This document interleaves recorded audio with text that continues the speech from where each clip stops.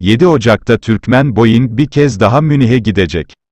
Türkmenistan Hava Yolu'nun Münih'e Boeing-737 seferi 7 Ocak'ta yapılacak. Türkmen News kaynaklarına göre karar aniden alındı. Uçuşlar genellikle önceden planlanır. Uçak, ara inişler olmaksızın Aşkabat'tan Almanya'ya doğrudan uçacak.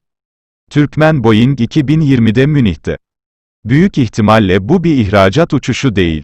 Kaynaklarımızın bildiği kadarıyla, Avrupa'da mahsur kalan hiçbir Türkmenistan vatandaşına anavatanlarına dönme olasılığı bildirilmedi. 2020 yılında Türkmenistan ile Münih arasında tıbbi amaçlı uçuşlar birkaç kez gerçekleştirildi. 27 Ağustos'ta bu Alman şehrinden 5 doktorlu bir hükümet uçağı Türkmen başına geldi. Ziyaretlerinin amacı bilinmiyordu. Gemide ayrıca 10 kutu steril tıbbi malzeme ve Covid-19'da dahil olmak üzere virüsleri incelemek için bir teknoloji üreticisi olan Amerikan şirketi Promega'nın logosunun bulunduğu birkaç kutu vardı. Doktorlar 31 Ağustos'ta Türkmenbaşı'ndan değil, Aşkabat havaalanından Almanya'ya döndü. Bu sefer hükümet tarafından değil, sıradan bir yolcu uçağıyla taşındılar. 26 Kasım'da, başka bir Alman doktor heyeti, Türkmenistan Hava Yolu'nun hükümet kurulu tarafından Aşkabat'a geldi. Bu sefer ziyaretin bir tanıtım havası vardı.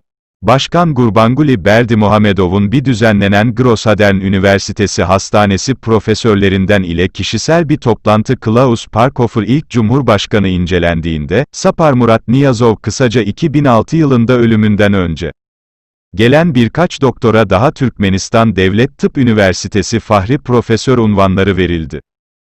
29 Kasım'da Aşkabat'tan Münih'e başka bir uçuş gerçekleşti. Doktorlar bu uçakla geri döndü. Gemide ayrıca Covid-19 salgını nedeniyle Türkmenistan'da mahsur kalan birkaç düzine insan vardı. Uçak geri dönerken, Avrupa'da ve İstanbul'da mahsur kalan düzinelerce vatandaşı ara iniş yaptıkları Türkmenistan'a götürdü. Türkmenistan ile diğer ülkeler arasındaki hava iletişimi baharın başından beri askıya alındı ve ihracat seferleri sadece Ağustos ayında başladı. Çok azı onlara ulaşmayı başarıyor, çok sayıda Türkmenistan vatandaşı hala anavatanlarına dönemiyor.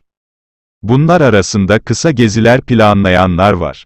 Türkmenistan'a ihracat uçuşlarıyla gelenler karantinaya alınıyor. İlk başta karantina kamplarında gözaltı süresi 14 gündü, ardından 21 güne çıkarıldı. Resmi versiyona göre, Covid-19 Türkmenistan'a girmedi. Bu versiyon, ölen bir Türk diplomatın dul eşi ve kendisine göre koronavirüs olan İngiliz Büyükelçisi de dahil olmak üzere çok sayıda bağımsız kaynak tarafından yalanlanıyor. Türkmenistan yetkilileri açıklamalarına hiçbir şekilde tepki vermiyor. Kanalıma abone olmayı ve bildirim zilini açmayı unutmayınız.